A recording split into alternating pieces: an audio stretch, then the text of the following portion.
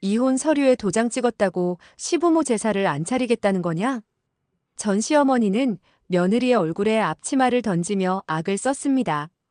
8년이라는 세월을 종처럼 부려먹고도 모자라 죽을 때까지 시부모 제사를 책임지라는 말에 며느리는 조용히 미소를 띄었습니다. 그리고 며칠 뒤 법원 복도에서는 기막힌 광경이 펼쳐졌습니다.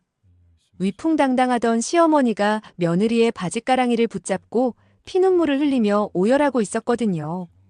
며느리가 8년 동안 가슴속에 품어온 날 선 칼날은 과연 무엇이었을까요?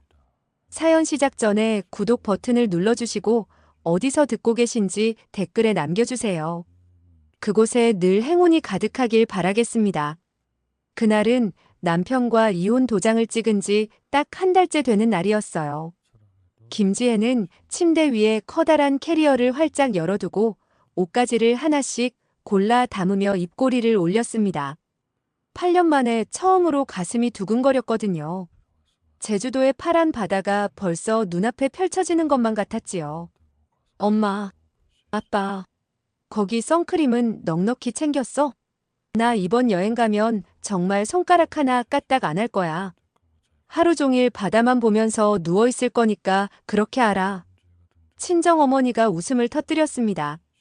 그래, 우리 딸 그동안 시집살이 하느라 고생 많았다. 이번엔 아무 걱정 말고 푹 쉬어. 밥상도 내가 다 차려줄 테니까 너는 주는 밥이나 맛있게 먹고 잠이나 실컷 잤거라. 지혜는 전화를 끊고 캐리어 안에 얇은 원피스를 올려놓으며 흥얼거렸습니다. 그때였습니다. 진동 없이 화면만 환하게 켜진 휴대폰 액정에 낯익은 번호가 떠올랐지요. 지혜는 그 자리에서 굳어버렸습니다. 오영자였습니다. 지혜는 액정을 한참 바라보다 결국 통화 버튼을 눌렀습니다. 지혜야, 나다. 나 지금 가슴이 너무 답답하고 조여와서 숨이 꼴딱꼴딱 넘어갈 것 같아. 나 좀 살려다오. 어머니 아프시면 저한테 전화하지 마시고 119를 부르시거나 병원을 가세요. 전 이제 갈 이유가 없는 사람이에요. 병원 간다고 이 병이 낫겠냐? 자식 새끼는 나 몰라라 하고 나 혼자 이 큰 명절을 어떻게 보내라고. 네가 와서 제사상이라도 봐줘야 조상님이 노하지 않으시지. 어서 좀 와서 도와다오. 응? 이 늙은이가 이렇게 빈다. 지혜는 전화를 귀에서 떼어 멍하니 액정을 바라봤습니다. 가슴 어딘가가 슬금슬금 조여들었지요. 한 번 맺힌 동정심은 쉽게 끊어지지 않는 법이었거든요. 어머니가 거실에서 소리쳤습니다. 지혜야, 방 안에서 안 나오고 뭐해? 누구 전화인데 얼굴이 그렇게 굳었어? 엄마 그게. 지혜는 옷이 반쯤 담긴 캐리어를 내려다봤습니다. 그리고 천천히 원피스를 꺼내 침대 위에 올려놓았습니다. 야, 너 설마 또 그 집 구석에서 전화 온 거야? 받지 마. 당장 끊어버려. 너 그 집 시댁살이 하다가 병든 거 잊었어? 지혜야, 정신 차려라. 너 이혼 도장 찍은 사람이야. 이제 그 집이랑 남남이라고. 시댁이 어딨고 시어머니가 어디 있어? 우리는 먼저 공항 가서 기다릴 테니까 얼른 준비해서 나와. 아빠. 그래도 사람이 죽어간다는데 어떻게 모른 척을 해. 딱 이번 한 번만 마지막으로 얼굴만 보고 바로 공항으로 갈게. 어른이 저러시는데 마음이 안 좋아서 그래. 아이고, 이 순에 빠진 것. 지혜야. 지혜는 이미 가방을 들어올리고 있었습니다. 부모님의 만류를 뒤로 한 채 현관문을 나서는 지혜의 발걸음은 무거웠지요. 택시 안에서 지혜는 창밖을 바라보며 중얼거렸습니다. 그래, 마지막이야. 얼굴만 비추고 딱 이번 한 번만 도와드리고 오는 거야. 그러면 내 마음도 편해지겠지. 시댁 골목 끝에 다다랐을 때 오래된 대문 안에서 기름 냄새가 진하게 흘러나왔습니다. 지혜는 대문을 밀었습니다. 거실에는 이미 제사 식재료가 산더미처럼 쌓여 있었습니다. 두부, 명태, 시금치, 도라지가 신문지 위에 펼쳐져 있었고 그 한복판에 영자가 멀쩡하게 서 있었거든요. 어머, 이제 오니? 예, 시간이 벌써 몇 시야? 어서 손 씻고 부엌으로 들어가서 불부터 올려라. 어머니, 아까 전화로는 곧 숨이 넘어갈 것처럼 아프다고 하셨잖아요. 병원 가셔야 한다면서요. 이제 내 얼굴 보니까 싹 나았다 왜. 전 붙일 사람이 눈앞에 딱 버티고 있어야 병이 낫지. 나 혼자 알아 누워 있으면 누가 밥 한 술 떠넣어 주기라도 한다니. 지혜는 입을 열었다가 다물었습니다. 영자는 이미 앞치마를 지혜 앞으로 집어 던지고 있었거든요. 이혼한 건 우리 아들이랑 문제고 너랑 나랑 맺은 인연이 어디 보통 인연이니? 하늘이 정해준 부모 자식 인연이야. 죽을 때까지 명절 도리는 하고 사는 게 사람 자식 도리인 법이다. 어떻게 그런 말씀을 하세요? 결국 앞치마를 두르고 시작된 부엌일은 끝이 없었습니다. 가스불 앞에 선 지혜의 얼굴은 금세 붉게 달아올랐고 기름 방울이 팔뚝 위로 튀어도 닦을 겨를이 없었지요. 영자는 지혜 곁을 맴돌며 끊임없이 잔소리를 늘어놓았습니다. 전이 왜 이렇게 두툼해? 이게 전이야, 떡이야? 8년 동안 가르쳤어도 손끝이 여태 그 모양이니? 죄송해요. 다시 예쁘게 붙일게요. 에휴, 저 맹추 같은 걸 데리고 우리 아들이 어떻게 8년을 살았는지 몰라. 내 속이 다 터진다, 터져. 낮이 되자 시댁 친척들이 하나둘 모여들었습니다. 그들은 지혜를 보자마자 눈을 흘기며 수군거렸습니다. 아니, 이혼했다더니 갈 데가 그렇게 없나? 결국 명절에 여길 기어들어오네. 낯짝도 참 두껍지. 이혼녀가 무슨 체면이 있어서 제사상을 차린다고. 지혜는 고개를 숙인 채 소반을 들고 부엌과 거실을 오갔습니다. 그때 지혜의 휴대폰 화면에 사진 한 장이 떴습니다. 제주도 바닷가였습니다.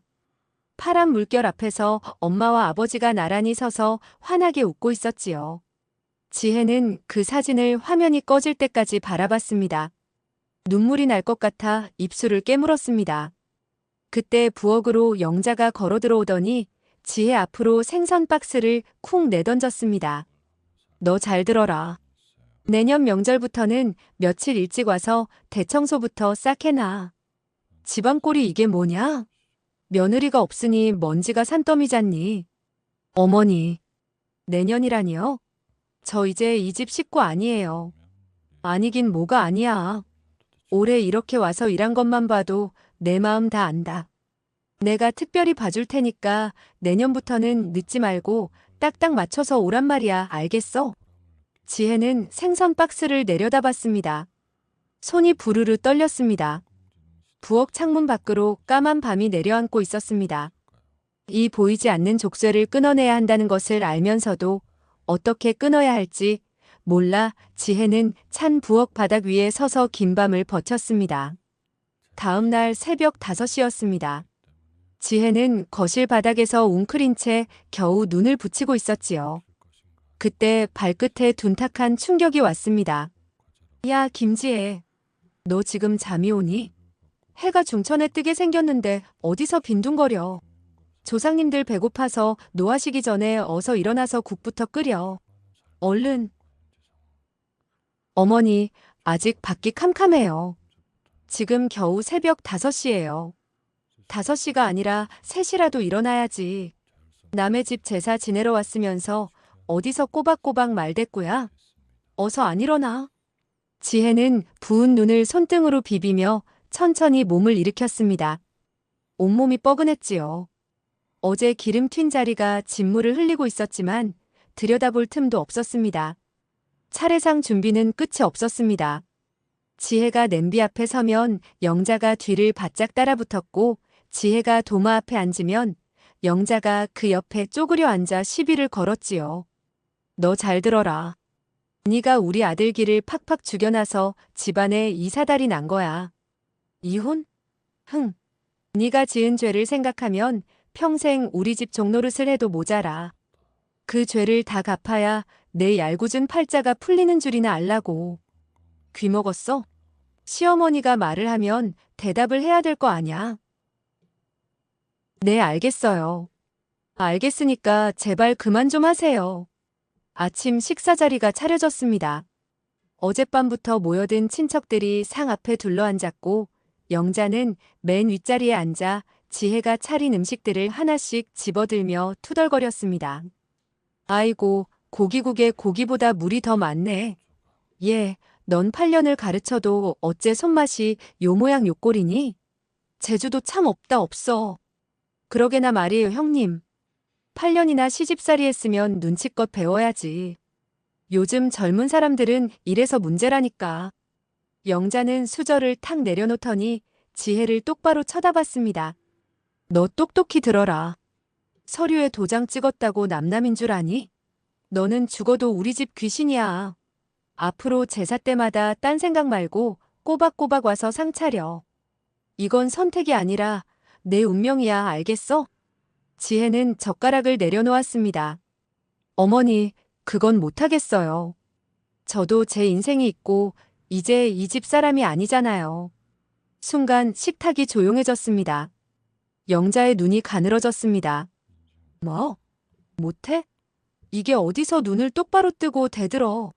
너희 부모가 자식 교육을 어떻게 시켰길래 어른 말에 토를 달아? 너희 친정 엄마가 그렇게 가르치더냐? 대답 안 해? 너희 엄마 아빠가 너 이혼시키고 나서 그렇게 당당하게 굴라고 가르쳤냐고. 어디 근본도 없는 집안 아니랄까봐. 지혜는 입술을 꽉 깨물었습니다. 부모님 이름이 그 입에서 나오는 순간 참았던 것들이 목구멍까지 치밀어 올랐지요. 하지만 지혜는 눈을 내리깔고 아무 말도 하지 않았습니다. 오후가 되자 친척들이 마당으로 나가 웃고 떠들기 시작했습니다. 영자는 그 틈을 노려 지혜를 거실 한복판에 세워놓았지요. 야, 김지혜. 너 이혼할 때 우리 아들한테서 뺏어간 돈 있지? 그거 당장 내놔.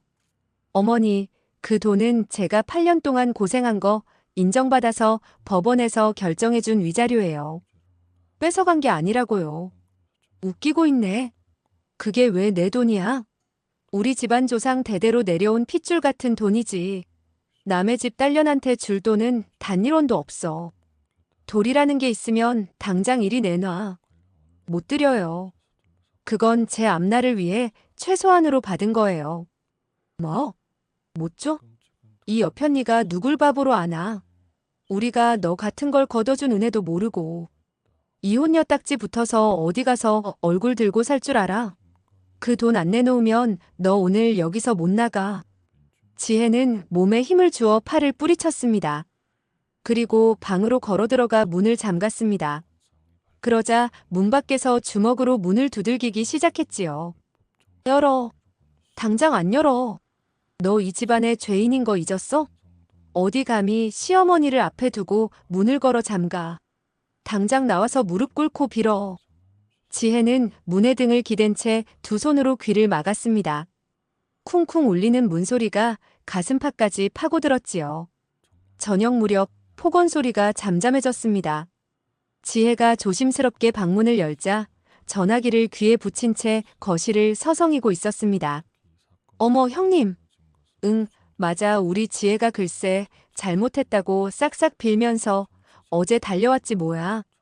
제사상도 지가 다 차리겠다고 난리를 쳐서 내가 겨우 봐줬어. 마음이 가여워서 어쩌겠어. 내가 거둬야지. 지혜는 그 자리에서 굳어버렸습니다. 이건 우연이 아니었습니다. 처음부터 계획된 것이었지요.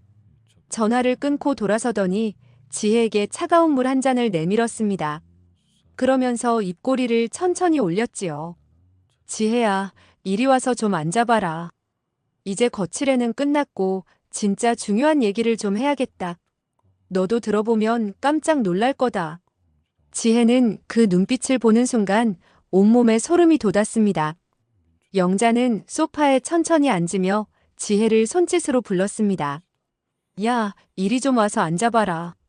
다른 게 아니고 나 죽고 나서 내 제사상 차려주는 거 네가 끝까지 책임진다고 여기다가 똑똑히 써라.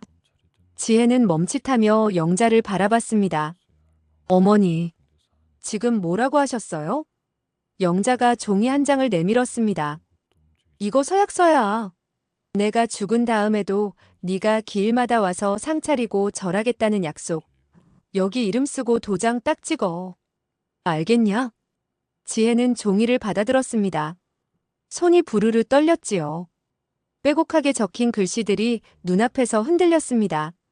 지혜는 종이를 소파 위에 내려놓으며 고개를 들었습니다. 어머니, 저 이거 못 써요. 이건 정말 말도 안 되는 말씀이세요. 영자가 눈을 가늘게 뜨며 되물었습니다. 뭐가 말이 안 돼? 며느리가 시어머니 제사 챙기는 게 당연한 거지. 어디서 못하겠다는 소리가 나와. 저 이혼했어요, 어머니. 이제 법적으로 남남이라니까요. 영자가 자리를 박차고 일어났습니다. 서류가 뭔 상관이야, 이년아. 우리 집안 들어왔으면 죽어서도 우리 집 귀신인 줄 몰라. 영자는 제기를 집어들었습니다. 그리고 바닥으로 집어 던졌지요. 노쇠 제기가 마루에 부딪히며 요란한 소리를 냈습니다. 친척들이 화들짝 놀라 거실 쪽을 바라봤습니다. 바로 그 순간이었습니다. 현관문이 삐걱 열렸습니다. 지혜는 소리나는 쪽으로 고개를 돌렸습니다. 짙은 회색 정장을 차려입은 박상훈이 문 앞에 서 있었습니다. 그리고 상훈의 옆에는 눈에 띄게 배가 불러온 여자가 그의 손을 꼭 쥔 채 서 있었지요. 최세나였습니다. 지혜는 다리에서 힘이 빠져나갔습니다. 상훈이 지혜를 보며 비죽 웃었습니다. 어이구, 전처님 아직도 여기 계셨네. 갈 데가 그렇게 없어서 여기까지 기어들어왔나? 세나가 지혜를 위아래로 훑으며 코웃음 쳤습니다. 어머, 상훈씨. 이 하녀 같은 게 아직도 안 가고 여기서 버티고 있었던 거야? 정말 징글징글하다. 영자는 세나를 보자마자 얼굴이 환해졌습니다.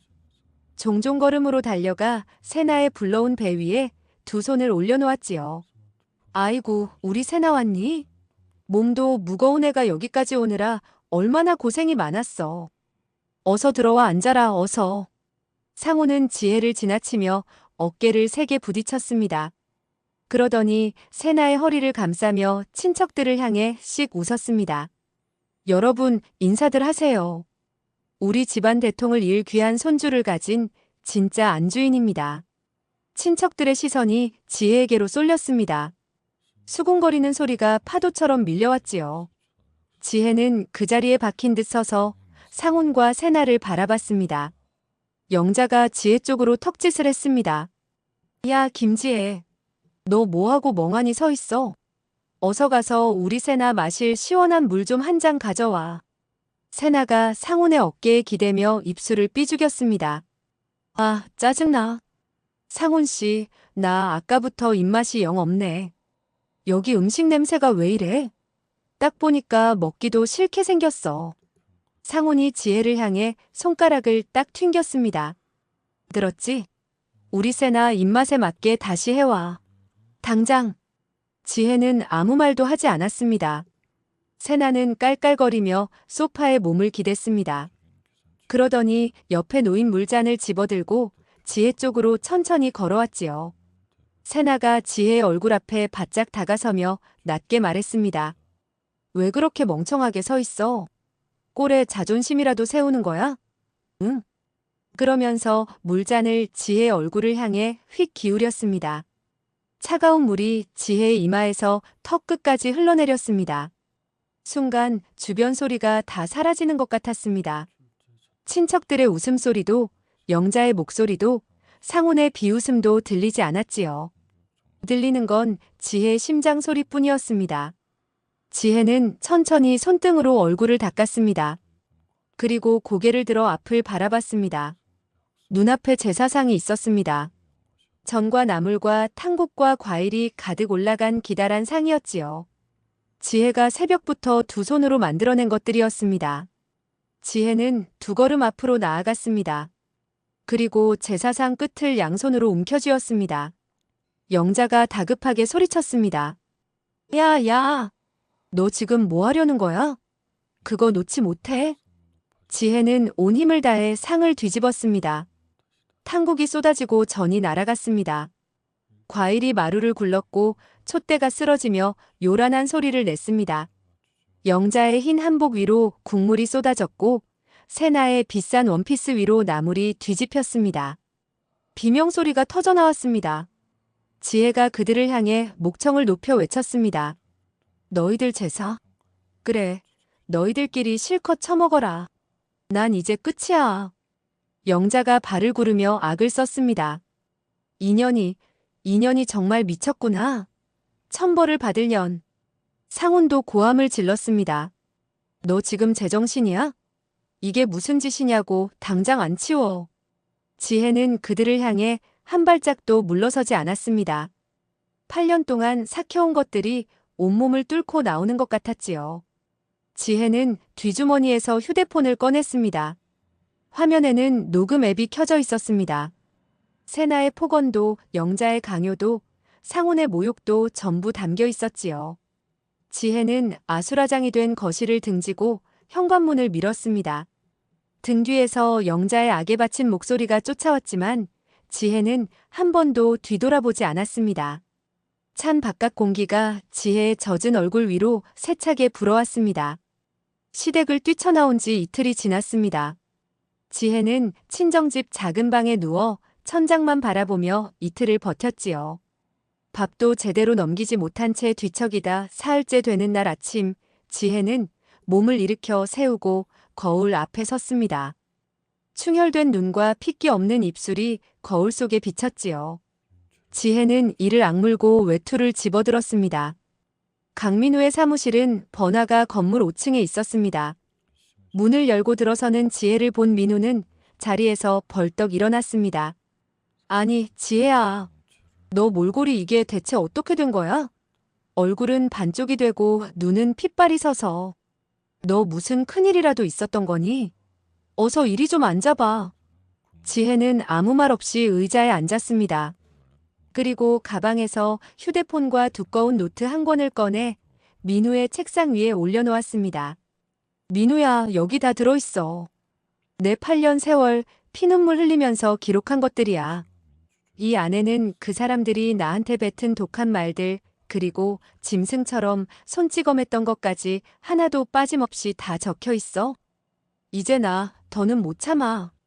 민우는 노트를 펼쳤습니다. 날짜별로 빼곡하게 적힌 폭언 내용과 폭행 기록들이 가득했지요. 민우는 페이지를 넘기다 천천히 눈을 들어 지혜를 바라봤습니다. 지혜야, 너 설마 이걸 결혼할 때부터 계속 적어온 거야? 이 모진 세월을 혼자 다 견디면서. 그래. 혹시라도 나중에 내가 너무 억울해서 죽고 싶을 때 내가 왜 이 길을 선택했는지 잊지 않으려고 적었어. 그리고 언젠가는 그 사람들 죗값 치르게 할 날이 올 거라고 믿으면서 버텼어. 민우가 노트를 덮으며 자세를 고쳐 앉았습니다. 그래, 잘 생각했다. 지혜야, 내 말 잘 들어. 일단 그 나쁜 놈한테서 재산이랑 위자료는 법대로 확실하게 다 뜯어내는 게 먼저야. 돈 한 푼 안 주려고 머리 굴리는 모양인데 어림없지. 그리고 이 폭행 증거들은 지금 당장 쓰지 말고 우리가 이기기 위한 비장의 카드로 꼭 쥐고 있자. 비장의 카드라니? 그게 무슨 소리야? 상훈이 그놈 성격에 조만간 너한테 또 해코지하러 올 거야. 그때 이 증거들까지 싹 다 터뜨려서 쇠고랑을 채워버리는 거지. 형사처벌까지 받게 해서 아주 인생 끝장을 내버려야 해. 지혜는 민우의 말을 들으며 두 손을 무릎 위에 모았습니다. 눈시울이 뜨거워졌지요. 변호사 앞에서 법률 용어를 듣는 것이 아니라 오랜 친구의 목소리로 자신의 8년을 처음으로 똑바로 마주하는 느낌이었거든요. 지혜는 결국 두 손으로 얼굴을 감싸며 어깨를 들썩였습니다. 민우는 아무 말 없이 티슈를 건넸습니다. 그리고 지혜가 진정될 때까지 기다렸지요. 민우가 컴퓨터 화면을 돌려 지혜에게 보여주며 말했습니다. 이거 좀 봐. 시어머니 오영자 씨 명의로 된 비밀 계좌랑 부동산 내역이야. 상훈이 그놈이 이혼하기 전에 너한테 돈 안 뺏기려고 어머니 이름으로 재산을 싹 빼돌려놨더라고. 하지만 꼬리가 길면 밟히는 법이지. 이게 다 세상 밖으로 드러나면 이제 판이 완전히 뒤집히는 거야. 지혜는 화면을 들여다봤습니다. 생각보다 훨씬 많은 금액이었습니다. 지혜의 눈빛이 달라지기 시작했지요. 세상에, 이걸 어떻게 다 찾아냈어? 그동안 나 몰래 이런 짓까지 하고 있었다니 정말 천벌을 받을 사람들이네. 친구 좋다는 게 뭐야? 내가 할 일을 한 거지. 상훈이 그놈, 이제 도망갈 구멍은 하나도 없어. 민우가 조용히 웃으며 덧붙였습니다. 그리고 지혜야, 한 가지 더 방법이 있어. 네가 겪은 이 억울한 사연을 사람들한테 좀 알려보는 건 어때? 이름을 숨기고 익명으로 올려도 좋아. 그 시어머니랑 남편이 했던 못된 짓들 녹음한 거 조금만 공개해도 세상 사람들이 가만히 안 있을 거야. 지혜는 잠시 망설였습니다. 그러다 천천히 고개를 끄덕였지요. 그날 밤 지혜는 민우가 알려준 대로 인터넷 게시판에 글을 올렸습니다. 제목은 단 한 줄이었습니다. 이혼하고 나서도 제사상 차리러 시댁에 불려갔습니다. 다음 날 아침 눈을 뜨자마자 지혜는 휴대폰을 확인했습니다. 댓글이 수천 개였습니다. 실시간 검색어에도 올라 있었지요. 응원과 분노의 댓글들이 화면을 가득 채우고 있었습니다. 지혜는 댓글을 하나씩 읽어내려갔습니다. 세상에, 요즘 세상에 저런 집구석이 다 있나요? 세댁, 당신 잘못 하나도 없어요. 남편이랑 시어머니 꼭 감옥 보내세요. 우리가 끝까지 응원할게요. 지혜는 휴대폰을 가슴에 꼭 안았습니다. 오랫동안 혼자라고 생각했는데 세상에 이렇게 많은 사람들이 자신의 편이라는 사실이 낯설고도 뭉클했지요. 지혜는 자리에서 일어나 책상 앞에 앉았습니다. 그리고 민우에게서 받은 서류들을 펼쳐놓고 하나씩 꼼꼼히 들여다보기 시작했습니다. 더 이상 당하는 쪽이 아니었습니다. 이제는 지혜가 먼저 움직일 차례였지요. 소송 준비가 마무리된 날 밤 민우가 사무실 불을 끄며 지혜에게 말했습니다. 지혜야, 걱정하지 마. 우리가 무조건 이겨. 확실하게 이겨서 저 사람들 눈에서 피눈물 나게 해줄게. 지혜는 민우의 말을 들으며 창밖의 도시 불빛을 바라봤습니다. 처음으로 앞이 환하게 보이는 것 같았습니다. 민사재판 당일 아침이었습니다. 지혜는 새벽부터 눈을 떴습니다. 거울 앞에 서서 단정하게 재킷을 여미고 머리를 올려 묶었지요. 손이 떨렸지만 눈빛만큼은 흔들리지 않았습니다. 법원 복도에서 영자를 마주쳤습니다. 예전에 당당하던 기세는 온데간데 없었습니다. 영자는 낡은 외투를 걸친 채 복도 한쪽에 쪼그리고 서 있다가 지혜를 보자마자 달려왔지요. 영자가 지혜의 손을 덥석 잡으며 떨리는 목소리로 말했습니다. 지혜야, 지혜야, 나 좀 보자. 예, 제발 이 어미 한 번만 살려다오. 우리끼리 조용히 만나서 해결하면 될 일을 왜 여기까지 끌고 오니? 응, 내가 다 잘못했다. 내가 빌게. 제발 이번 한 번만 없던 일로 해주고 소송 좀 취하해 다오. 제발. 지혜는 영자의 손을 천천히 내려다봤습니다. 그리고 아무 말 없이 그 손을 차갑게 걷어냈습니다. 영자가 눈물을 훔치며 뒤를 따라왔지만 지혜는 법정 문을 밀고 들어갔습니다. 민우는 가장 먼저 녹취록을 꺼냈습니다. 영자가 이혼한 지혜에게 사후 제사를 강요하고 가스라이팅하던 목소리가 법정 안에 울려 퍼졌습니다. 판사가 미간을 좁히며 서류를 들여다봤지요. 이어서 화면에는 상훈이 지혜에게 폭언을 퍼붓는 영상이 떴습니다. 세나가 지혜의 얼굴에 물을 끼얹는 장면도 이어졌습니다. 법정 안이 술렁였습니다. 영자가 자리에서 몸을 비틀며 판사를 향해 말했습니다.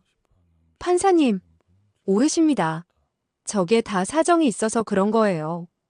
제가 며느리를 친딸처럼 아끼고 사랑해서 하나라도 더 가르쳐 주려고 욕심을 부리다 보니 말이 좀 거칠게 나간 것뿐입니다.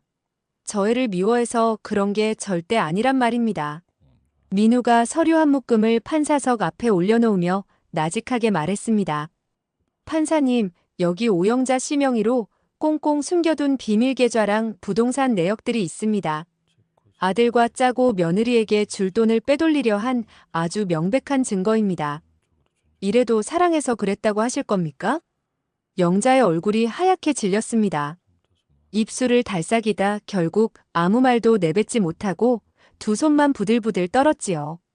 재판부는 오래 걸리지 않았습니다. 상훈과 영자가 공동으로 거액의 위자료를 지급하고 숨겨둔 재산의 절반 이상을 지혜에게 분할하라는 판결이 내려졌습니다. 법정을 나서는 지혜의 어깨가 처음으로 활짝 펴졌습니다. 그 순간 뒤에서 상훈이 달려들었습니다. 지혜의 팔을 낚아채려는 찰나 미리 대기하고 있던 경호원 2명이 상훈의 양팔을 제압하며 바닥에 눌렀지요. 상훈은 바닥에 엎어진 채 악을 쓰며 소리쳤습니다. 이 독한 년, 네가 감히 우리 집안을 망쳐놔. 내 돈, 내 재산 다 내놔. 너 오늘 내 손에 죽어보자.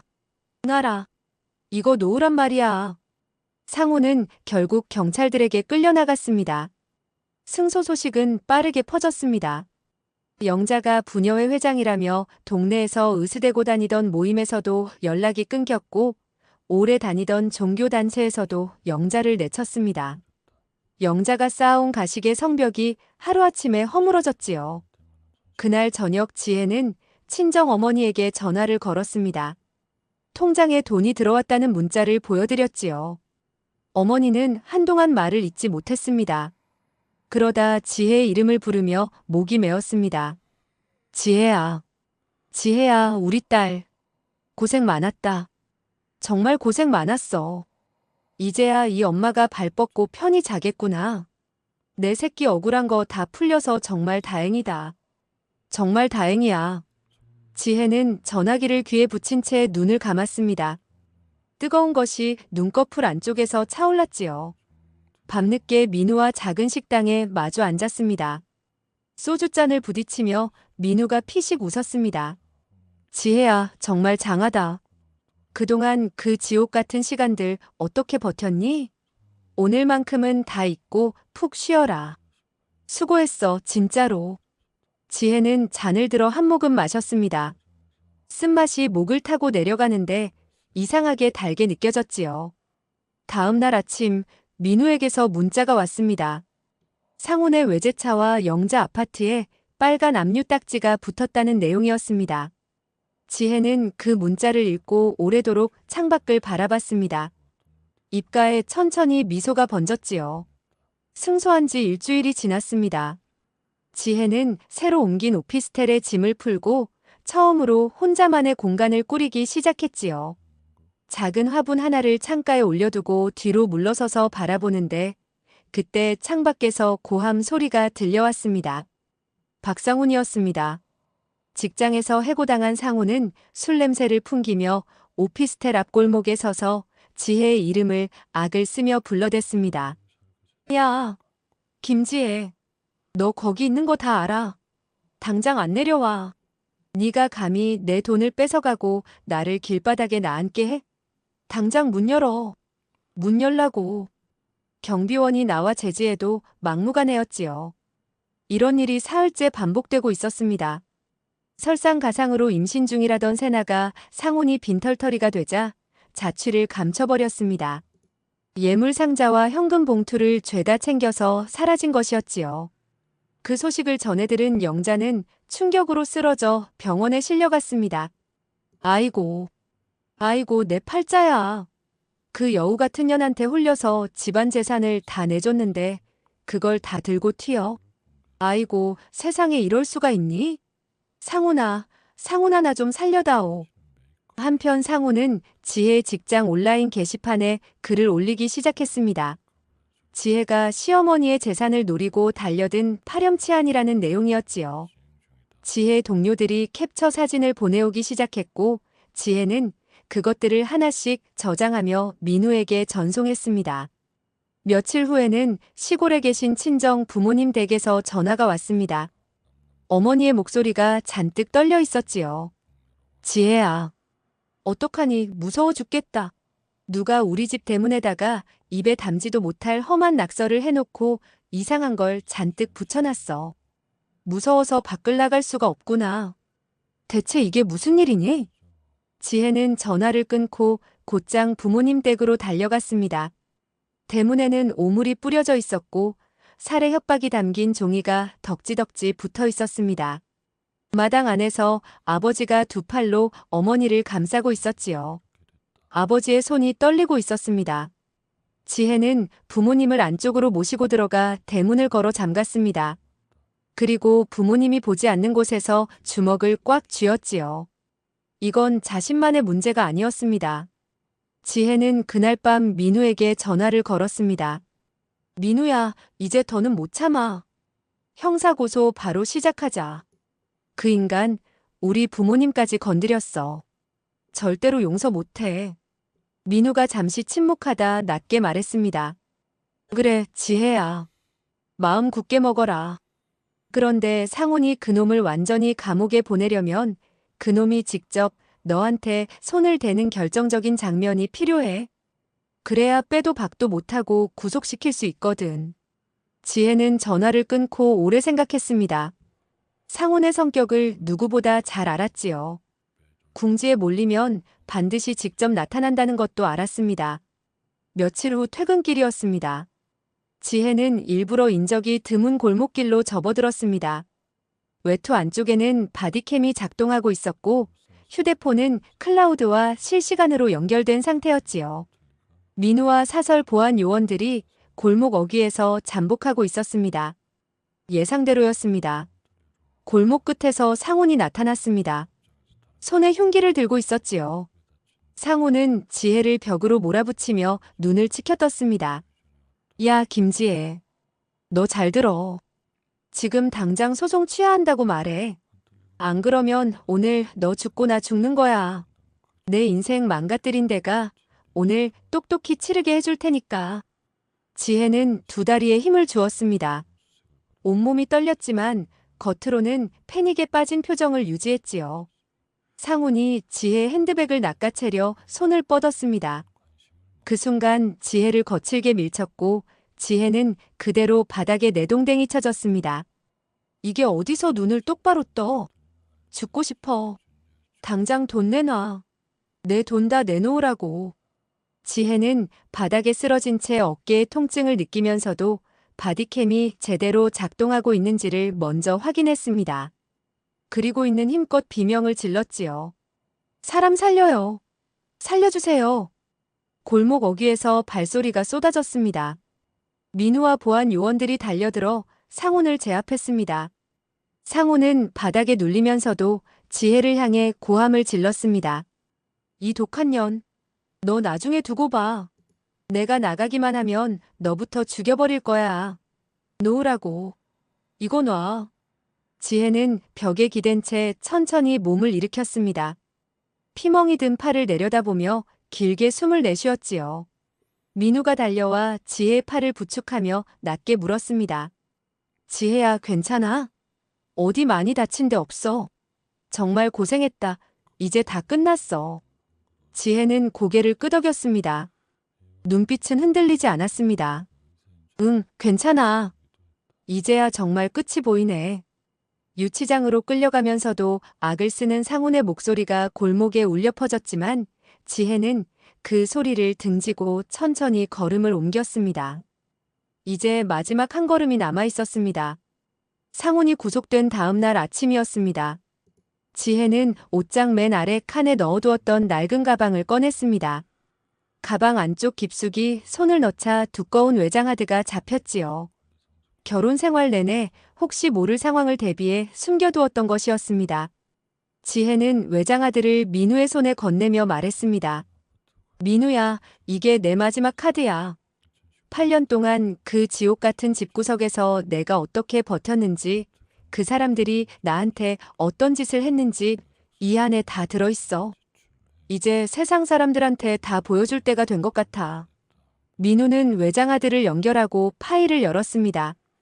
영상이 재생되기 시작했지요. 민우는 화면을 보다 이내 눈살을 찌푸렸습니다.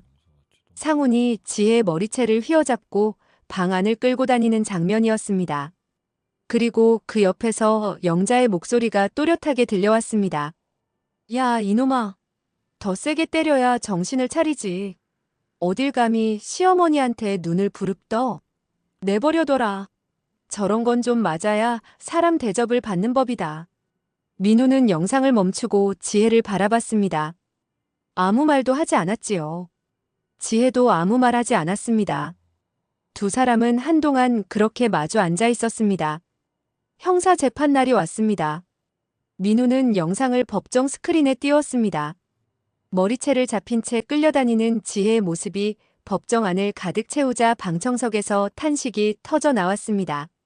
영자의 목소리가 울려 퍼지는 순간 법정 안이 술렁였지요.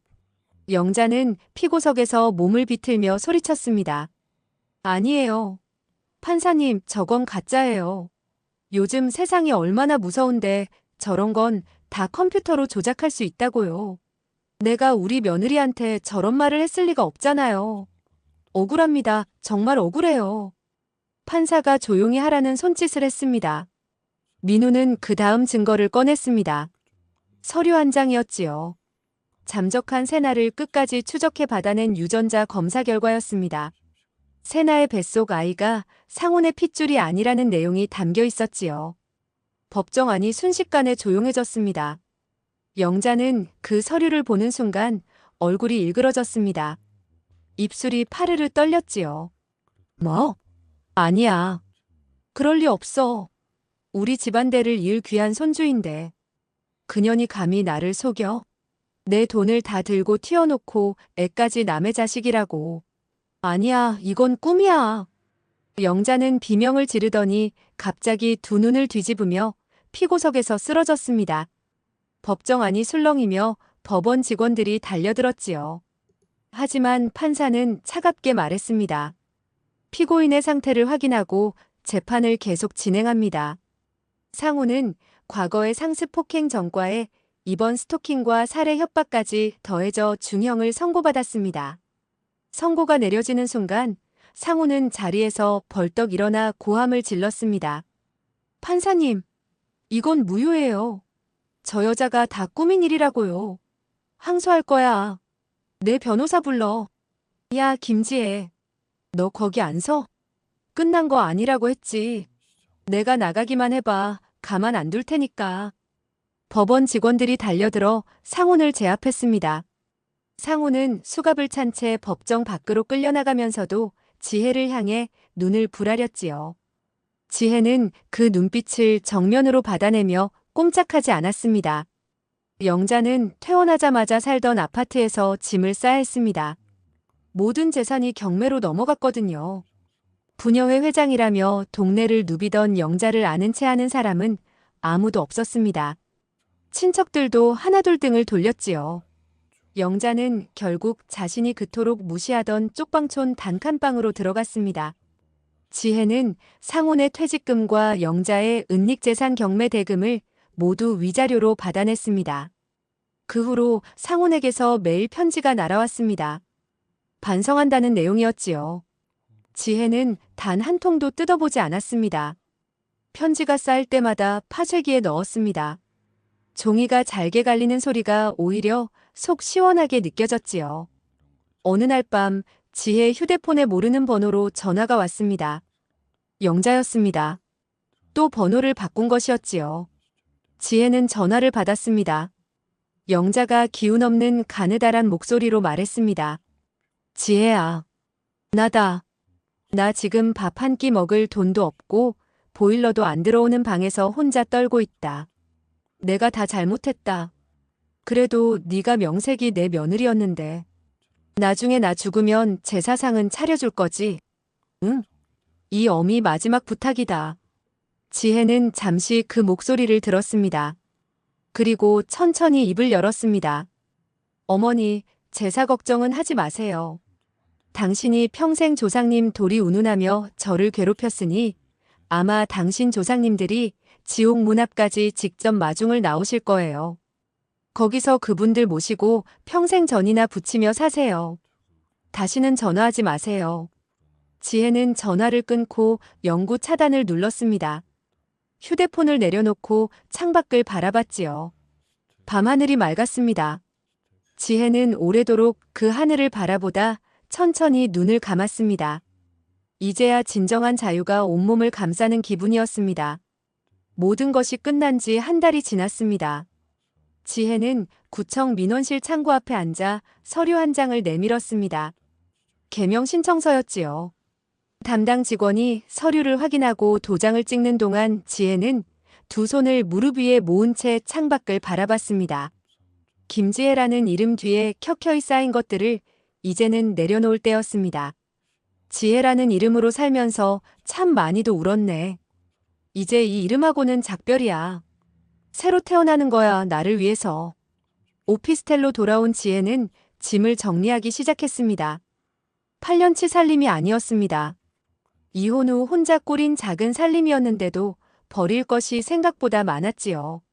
지혜는 하나씩 상자에 담다가 서랍 맨 아래에서 사진 한 장을 꺼냈습니다. 결혼식 사진이 아니었습니다. 오래전 친정 부모님과 셋이서 찍은 사진이었지요. 지혜는 그 사진을 가방 안쪽 주머니에 조심스럽게 넣었습니다. 맞아. 나한테는 이렇게 나를 아껴주는 엄마 아빠가 있었지. 그 집 구석에서 구박받느라 이걸 잊고 살았어. 이제 다시는 잊지 않을 거야. 공항으로 향하는 택시 안에서 지혜는 창밖으로 흐르는 한강을 바라봤습니다. 잿빛 강물이 햇빛을 받아 반짝였지요. 지혜는 그 물빛을 보며 길게 숨을 내쉬었습니다. 공항 게이트 앞에 부모님이 먼저 나와 기다리고 있었습니다. 지혜를 본 어머니가 가방도 내려놓지 않은 채 달려왔습니다. 말 한마디 없이 지혜를 꼭 끌어안았지요. 어머니의 어깨가 가늘게 떨렸습니다. 아이고, 내 새끼. 오느라 고생했다. 이제 됐다. 이제 다 끝났어. 엄마가 우리 딸 꼭 지켜줄게. 아무 걱정 말고 이제 엄마랑 같이 가자. 응? 아버지는 지혜의 곁으로 천천히 걸어와 어깨를 다독이며 말했습니다. 우리 딸 정말 장하다. 그 험한 길 혼자서 꿋꿋하게 잘 버텨냈어. 이 아비는 네가 정말 자랑스럽다. 이제 뒤는 돌아보지도 마라. 앞만 보고 가는 거야. 지혜는 아버지의 손을 꼭 쥐었습니다. 말이 나오지 않았습니다. 그냥 그 손을 쥔 채로 오래 서 있었지요. 비행기가 활주로를 달리다 땅을 박차고 올라갔습니다. 창밖으로 도시가 점점 작아졌습니다. 빽빽한 아파트 숲이 장난감처럼 보이다가 이내 구름 속으로 사라졌지요. 지혜는 그 풍경을 바라보며 가슴속 깊은 곳에서 무언가 천천히 풀리는 것을 느꼈습니다. 8년 동안 단 한 번도 풀리지 않던 것이었지요. 제주도 공항 문이 열리자마자 바람이 밀려왔습니다. 지혜는 눈을 감고 그 바람을 맞았습니다. 비릿하고 짭조름한 바다 냄새였지요. 기름 냄새도 제사 음식 냄새도 아니었습니다. 아, 살 것 같다. 진짜 바다 냄새네. 맵고 지독한 연기 냄새가 아니라 진짜 시원한 바람 냄새야. 미리 예약해둔 별장은 바다가 바로 내려다 보이는 언덕 위에 있었습니다. 마당에 나무 테이블을 꺼내놓고 아버지가 고기를 굽기 시작했습니다. 어머니는 옆에서 쌈을 싸며 지혜의 입에 하나씩 넣어줬지요. 지혜는 입을 오물거리다 피식 웃음을 터뜨렸습니다. 엄마, 나 이제 32이야. 애기도 아닌데 자꾸 입에 넣어주면 어떡해. 어머니가 또 하나를 입에 밀어넣으며 말했습니다. 32이 아니라 62이 돼도 내 새끼는 내 새끼지. 그동안 맛있는 것도 못 얻어먹고 고생만 했는데 엄마가 해주는 거라도 실컷 먹어야지. 어서 먹어, 얼른. 아버지가 고기를 뒤집으며 껄껄 웃었습니다. 그 웃음소리가 밤바다 위로 퍼져나갔지요. 밤이 깊어 파도 소리만 남았을 때 지혜의 휴대폰에 문자가 왔습니다. 민우였습니다. 3살 응원해. 잘 살아. 지혜는 잠시 그 문자를 들여다보다 답장을 보냈습니다. 고마워, 민우야. 내 덕분에 내가 다시 일어설 수 있었어. 진짜로 고마워. 별장 안으로 들어온 지혜는 침대 옆 작은 탁자에 노트북을 펼쳤습니다. 빈 문서 창이 열렸지요. 지혜는 키보드 위에 손을 올리고 천천히 글자를 치기 시작했습니다. 새로운 사업 계획서의 첫 줄이었습니다. 동이틀 무렵 지혜는 담요를 두르고 마당으로 나왔습니다. 수평선 너머로 붉은 기운이 번지기 시작했지요. 주황빛이 하늘을 물들이며 바다 위로 길게 뻗어나왔습니다. 지혜는 그 빛을 정면으로 바라봤습니다. 그러다 천천히 미소를 지었습니다. 지혜야, 아니 이제는 소윤아. 과거는 다 잊고 이제 진짜 내 인생을 살아. 너는 행복해질 자격이 충분하니까. 파도 소리가 그 말을 받아 먼 바다로 데려갔습니다. 김지혜는 8년이라는 긴 시간을 버텼습니다. 착한 며느리라는 이름 아래 짓눌리고 폭언을 들으면서도 꾹꾹 참아냈지요. 그러나 지혜는 단 한 번도 완전히 무너지지 않았습니다. 조용히 기록하고 조용히 준비하며 때를 기다렸거든요. 누군가는 말합니다. 착하게 살면 손해를 본다고요. 그러나 지혜의 이야기는 우리에게 다르게 말하고 있습니다. 진짜 강한 사람은 참는 사람이 아니라 스스로를 지킬 줄 아는 사람이라고요. 오영자와 박상우는 끝내 자신들이 뿌린 씨앗을 거두었습니다. 가족이라는 이름으로 한 사람의 인생을 짓밟으려 했던 대가를 치른 것이지요. 제주도 바다 앞에서 환하게 웃던 지혜의 얼굴이 오래도록 마음에 남습니다.